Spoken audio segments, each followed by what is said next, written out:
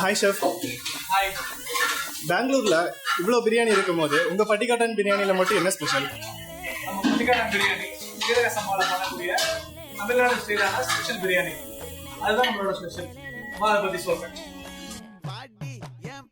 Meet வாங்குற meet எல்லாமே அன்னைக்கான ஃப்ரெஷ்ஷாக ரெடி பண்ணி வர மீட்டு தான் யூஸ் பண்ணுறோம். சிக்கனாலும் சரி மட்டனாலும் சரி அன்னைக்கு காலையில் கட் பண்ணி அன்னைக்கு டெலிவரி பண்ணுறோம். பொருள் எல்லாமே ஃப்ரெஷ்ஷாக வாங்குறோம். ஒரே சப்ளையர் கிட்ட வாங்குறோம். ஏ குவாலிட்டி தான், எல்லாமே தரமான முதல் குவாலிட்டி தான். அதுதான் நம்ம யூஸ் பண்ணுறோம். இந்த ரெசிபிக்கு நம்ம பல ஆர்டி பண்ணியிருக்கோம். இந்த ரெசிபி வந்து நிறைய தடவை பண்ணி பார்த்துருக்கோம். நிறைய தடவை டேஸ்ட் பண்ணி நமக்கு ஏதோ ஒரு பிடிச்ச டேஸ்ட் வந்ததுக்கு அப்புறம் தான் நம்ம ஸ்டாண்டர்ட் பண்ணியிருக்கோம்.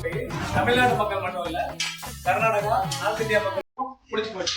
அவங்களோட ஃபேவரட்டா பிரியாணி மாறிடுச்சு. அதுதான் எங்களோட பலமா நாங்கள் நினைக்கிறோம்.